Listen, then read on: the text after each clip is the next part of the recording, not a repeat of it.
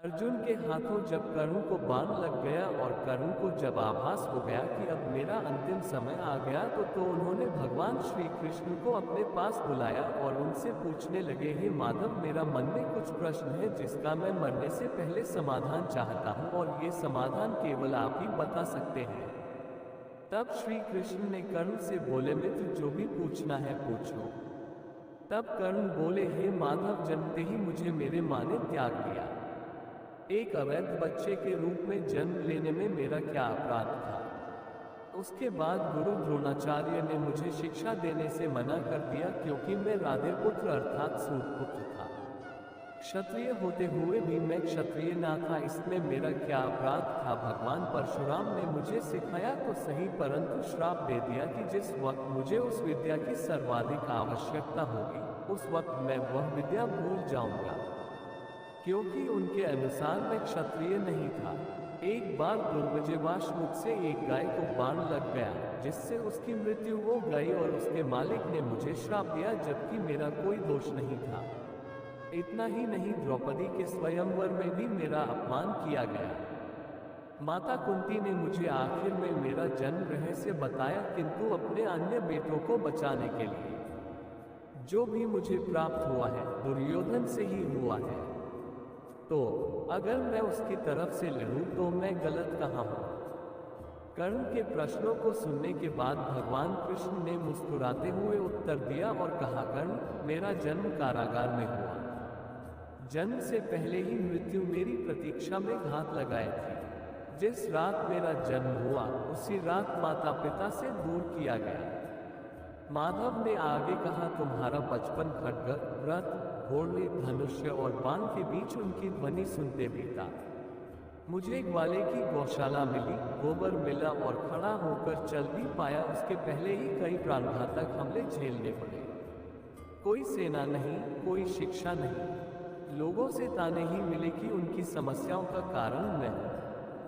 तुम्हारे गुरु जब तुम्हारे शौर्य की तारीफ कर रहे थे, मुझे उस उम्र में कोई शिक्षा भी नहीं मिली थी।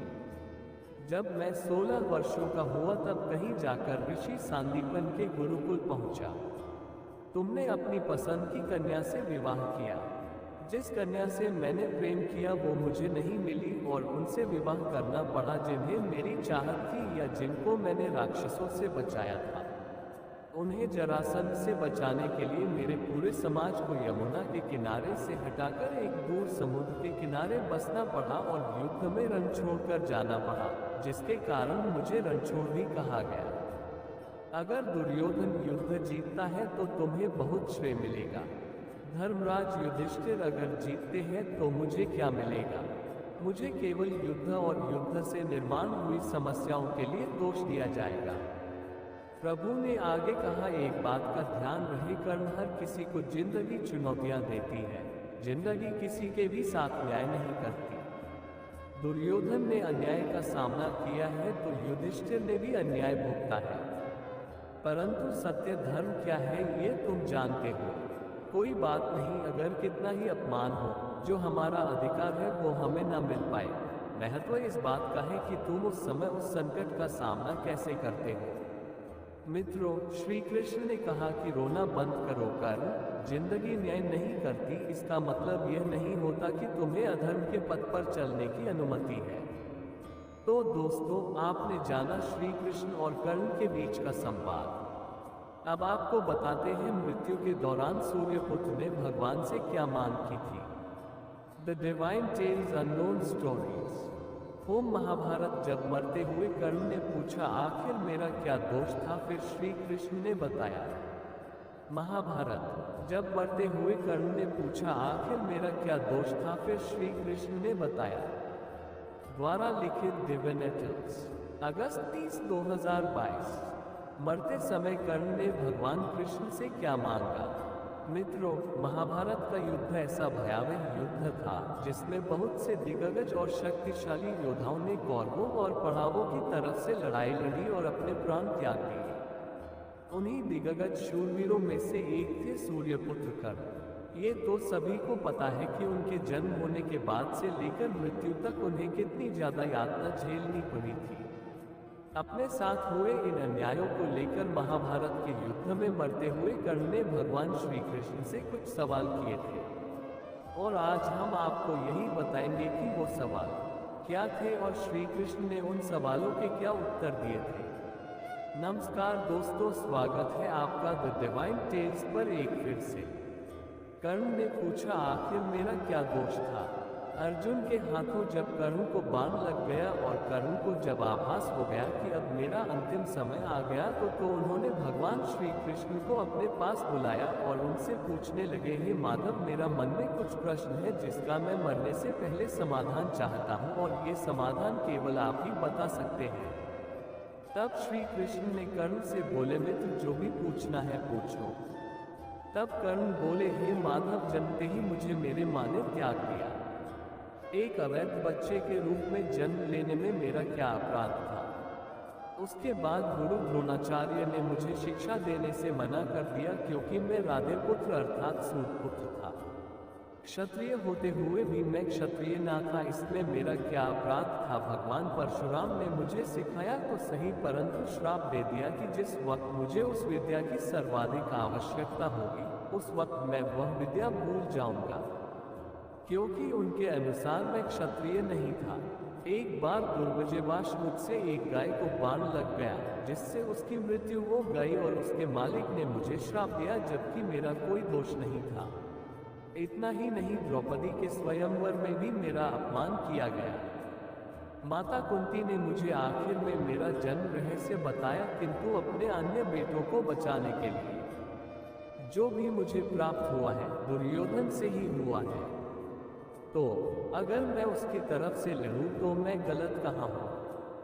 कर्ण के प्रश्नों को सुनने के बाद भगवान कृष्ण ने मुस्कुराते हुए उत्तर दिया और कहा, कर्ण, मेरा जन्म कारागार में हुआ।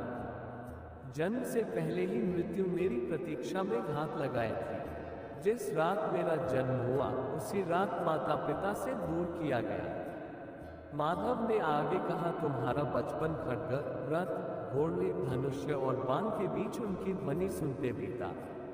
मुझे ग्वाले की गौशाला मिली, गोबर मिला और खड़ा होकर चल भी पाया। उसके पहले ही कई प्राणघातक हमले झेलने पड़े। कोई सेना नहीं, कोई शिक्षा नहीं, लोगों से ताने ही मिले कि उनकी समस्याओं का कारण मैं हूं। तुम्हारे गुरु जब तुम्हारे शौर्य की तारीफ कर रहे थे, मुझे उस उम्र में कोई शिक्षा भी नहीं मिली थी। जब मैं 16 वर्षों का हुआ तब कहीं जाकर ऋषि सांदीपन के गुरुकुल पहुंचा। तुमने अपनी पसंद की कन्या से विवाह किया। जिस कन्या से मैंने प्रेम किया वो मुझे नहीं मिली और उनसे विवाह करना पड़ा जिन्हें मेरी चाहत थी या जिनको मैंने राक्षसों से बचाया था। उन्हें जरासंध से बचाने के लिए मेरे पूरे समाज को यमुना के किनारे से हटाकर एक दूर समुद्र के किनारे बसना पड़ा और युद्ध में रण छोड़कर जाना पड़ा, जिसके कारण मुझे रणछोड़नी कहा गया। अगर दुर्योधन युद्ध जीतता है तो तुम्हें बहुत श्रेय मिलेगा। धर्मराज युधिष्ठिर अगर जीतते हैं तो मुझे क्या मिलेगा? मुझे केवल युद्ध और युद्ध से निर्माण हुई समस्याओं के लिए दोष दिया जाएगा। प्रभु ने आगे कहा, एक बात का ध्यान रहे, कर्ण हर किसी को जिंदगी चुनौतियां देती है।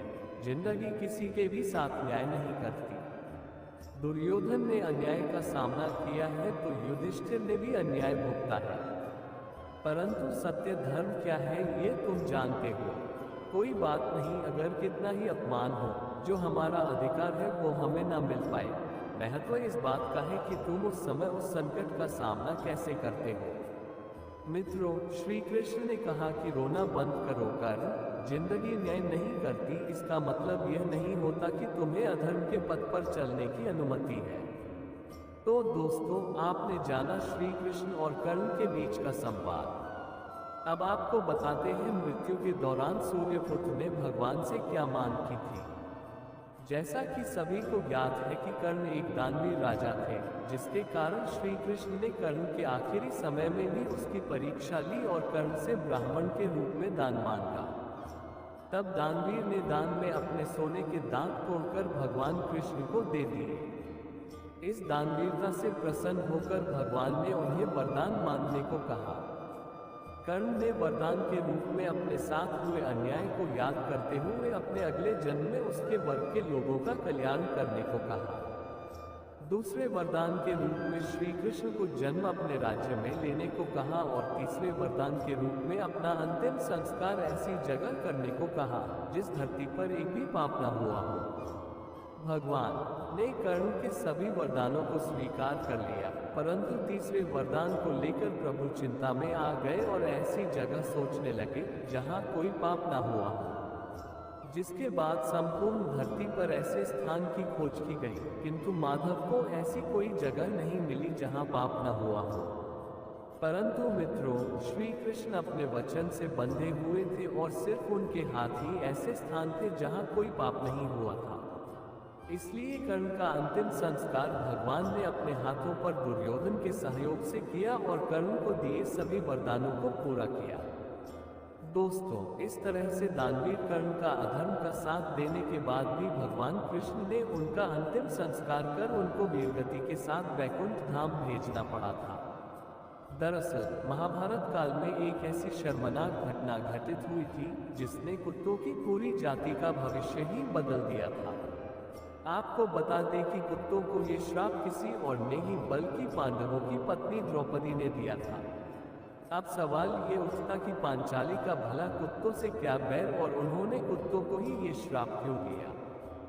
दोस्तों, ये तो हम सभी जानते हैं कि द्रौपदी का विवाह कुंती के 5 पुत्रों से हुआ था और तभी ये तय किया गया कि द्रौपदी एक साल में सिर्फ एक ही पांडव के साथ अपना समय बिताया करेंगी। जब वो किसी पांडव के साथ अपने कक्ष में समय बिता रही होगी, तब जो भी पांडव कक्ष में होगा वो अपनी पादुकाएं बाहर ही निकाल देगा, जिससे कोई और पांडव कक्ष में न जा सके। ये बातें सभी पांडवों ने मान ली थी। एक दिन द्रौपदी अर्जुन के साथ अपने कमरे में थी। दोनों ही बहुत सुखद समय बीता रहे थे। एक दूसरे की बातों में खोए दोनों उस समय का आनंद ले रहे थे। तभी उनके कक्ष के बाहर एक कुत्ता आया। उसने अर्जुन की पादुकाएं अपने मुंह में दबाए और जंगल की ओर भाग गया। जंगल जाकर कुत्ता उस पादुका से खेलने लगा। उधर भीम अपने कक्ष में जा रहे थे। उन्होंने देखा कि द्रौपदी के कक्ष के बाहर कोई पादुकाएं नहीं। इसका मतलब है कि वो इस समय कक्ष में अकेली है। भीम बिना कुछ सोचे तुरंत कक्ष के अंदर चले गए। जब द्रौपदी ने भीम को अचानक इस तरह कमरे में देखा तो वो गुस्से से आग बबूला हो गई और लज्जित महसूस करने लगी। गुस्से में लाल द्रौपदी ने भीम से पूछा, आप कक्ष के अंदर ऐसे कैसे आ सकते हैं, जबकि कक्ष के बाहर निकली पादुकाएं इस बात का संकेत दे रही है कि कक्ष के अंदर अर्जुन है। द्रौपदी को शांत करते हुए भीम ने कहा कि बाहर तो कोई भी पादुका नहीं है, तभी तो मैं अंदर आया। अगर मुझे कोई पादुका दिखती तो मैं अंदर आता ही नहीं। तब अर्जुन और भीम पादुका को देखने के लिए कक्ष के बाहर आ गए और उसे खोजने लगे। पादुका खोजते खोजते दोनों भाई उसी जंगल में जा पहुंचे जहां वो कुत्ते उन पादुकाओं से खेल रहे थे। अर्जुन और भीम के पीछे पीछे द्रौपदी भी उसी जंगल में जा पहुंची।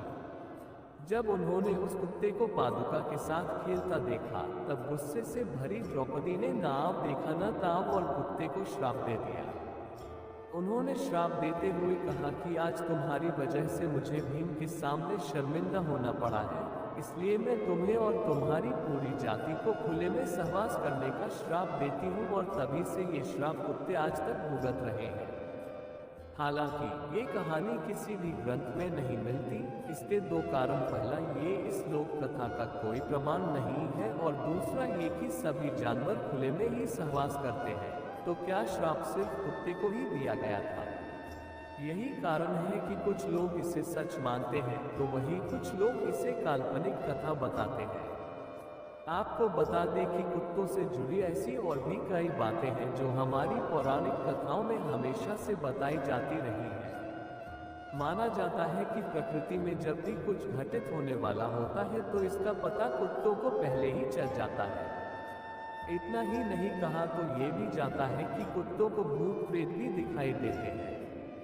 क्या आपको पता है कुत्तों को भैरवनाथ की सवारी भी माना गया है, लेकिन इन सब के बाद भी कुत्ते के रोने को अशुभ बताया जाता है। अगर कुत्ता आपके घर के सामने रोता है तो इसका मतलब है कि आपके यहाँ कुछ अनहोनी होने वाली है। वैसे आमतौर पर कुत्ते रात में तब रोते हैं जब उन्हें अपने आसपास कोई बुरी शक्ति का आभास होता है।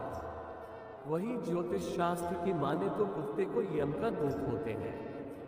कहा तो ये भी जाता है कि कुत्ते हमेशा दूसरों की जान लेकर ही अपना पेट भरता है, और शायद इसी वजह से ये कहा गया है कि अगर कुत्ता आपका खाना देख ले या फिर उसे छू ले तो वो खाना अपवित्र हो जाता है। महाभारत युद्ध के बाद सभी पांडव द्रौपदी के साथ स्वर्ग की यात्रा पर चल गए थे। लेकिन सोचने वाली बात है कि महाभारत के बाद अर्जुन की पत्नी और कृष्ण की लाडली बहन सुभद्रा का क्या हुआ? क्या वो भी अपने पति अर्जुन के साथ स्वर्ग की ओर चली गई, या फिर कृष्ण जी उसे अपने साथ द्वारिका ले गए थे?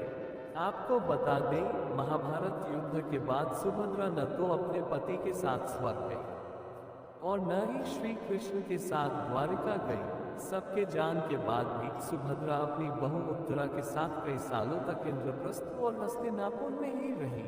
यानी कि जब पांडवों ने अपना सारा राजपाट उत्तरा के बेटे परीक्षित को सौंप दिया था, तब सुभद्रा और उत्तरा का हस्तिनापुर और इंद्रप्रस्थ में आना जाना लगा रहता था। मान्यता है कि कई सालों तक वहां रहने के बाद सुभद्रा और उत्तरा ने धुम्बड़ा पर्वत में समाधि ले ली थी। इतना ही नहीं, वहां पर माता सुभद्रा का मंदिर भी है और वो उसी काल में ही बनवा दिया गया था।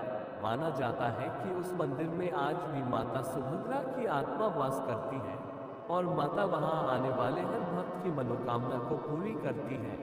बता दें, माता का ये मंदिर राजस्थान में है। वही कुछ प्रचलित कथाओं के अनुसार सुभद्रा और उत्तरा ने परीक्षित गढ़ में गंगा जी के पास जल समाधि ले ली थी। दोस्तों, आपके मन में ये सवाल कई बार आया होगा कि जब कृष्ण के बाद उनके माता पिता के कोई संतान हुई ही नहीं, फिर सुभद्रा को उनकी बहन कैसे कहा जाता है? दरअसल श्री कृष्ण के माता पिता वासुदेव और देवकी थे और माता देवकी ने ही कृष्ण को जन्म दिया था। लेकिन वासुदेव की एक पत्नी और भी थी जिनका नाम रोहिणी था। कंस ने रोहिणी को बंदी नहीं बनाया था, जिसकी वजह से वो कारागार के बाहर ही रहती थी और सुभद्रा इन्हीं की संतान थी। यानी कि सुभद्रा वासुदेव और रोहिणी की पुत्री थी, इसलिए वो कृष्ण की सबसे प्यारी और लाडली बहन थी। बता दे, वीर अभिमन्यु सुभद्रा और अर्जुन का ही पुत्र था। वो एक ऐसा महान योद्धा था जिसने अपने माता पिता के साथ साथ अपने मामा श्री कृष्ण का सिर भी गर्व से ऊंचा कर दिया था। महज 16 साल की उम्र में उसने रणभूमि में अपने पराक्रम का लोहा तो मनवाया ही, साथ ही बड़े से बड़ा योद्धाओं को अपने सामने विवश होने पर मजबूर कर दिया।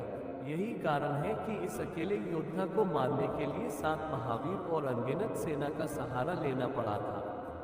लेकिन अभिमन्यु का महज 16 साल की उम्र में वीरगति को प्राप्त हो जाना किसी रहस्य से कम नहीं लगता, क्योंकि अभिमन्यु के मामा श्री कृष्ण को सब पहले से जानते थे। फिर उन्होंने उसे क्यों नहीं रोका? दरअसल अभिमन्यु के जन्म से पहले ही इनके पिता ने इनकी मृत्यु की उम्र तय कर दी थी। अगर आप सोच रहे हैं कि अर्जुन ने ऐसा किया था तो आप गलत सोच रहे हैं, क्योंकि अर्जुन तो मात्र 16 वर्ष के लिए इनके पिता बने थे। इनके असली पिता यानी मूल पिता तो कोई और ही थे, जिनके प्रेम की वजह से अभिमन्यु अल्पायु पैदा हुए। द्वापर युग में जब धर्म की हानि होने लगी, तब धर्म और सत्य की स्थापना के लिए भगवान विष्णु पृथ्वी पर कृष्ण रूप में अवतरित हुए। तब ब्रह्मा जी ने कहा, अन्य देवताओं को भी पृथ्वी पर श्री कृष्ण की सहायता के लिए जाना होगा। सभी देवता जन्म लेने को तैयार हुए, लेकिन चंद्रमा अपने पुत्र वर्चा को पृथ्वी लोक पर नहीं भेजना चाहते थे। देवताओं के समझाने पर चंद्रमा ने एक शर्त देवताओं के सामने रखी। उन्होंने कहा कि उनका पुत्र पृथ्वी पर कम समय के लिए ही जन्म लेगा और अपनी वीरता का ऐसा प्रदर्शन करेगा कि हर युग में उसके शौर्य की गाथाएं गाई जाएंगी। पिता चंद्रदेव ने अपने पुत्र की आयु महज 16 साल ही तय की थी। इसी कारण सुभद्रा के गर्भ में अभिमन्यु चक्रव्यूह में प्रवेश करना तो सीख गए, लेकिन जब चक्रव्यूह से निकलने का रास्ता अर्जुन सुभद्रा को बता रहे थे, तब उनकी आंख लग गई और वो सो गई। इसलिए युद्ध भूमि में अभिमन्यु चक्रव्यूह को भेदते हुए अंदर तो चले गए, लेकिन उससे बाहर नहीं आ पाए। चक्रव्यूह के अंदर उसने एक एक करके हजारों महारथियों को अपने बाहुबल और शौर्य का परिचय देते हुए उनको मौत की नींद सुला दी। तब दुर्योधन, कर्ण और द्रोणाचार्य जैसे 7 महारथियों ने मिलकर उस पर वार किया। उन 7 से अभिमन्यु अपनी आखिरी सांस तक लड़ता रहा और वीरगति को प्राप्त हुआ।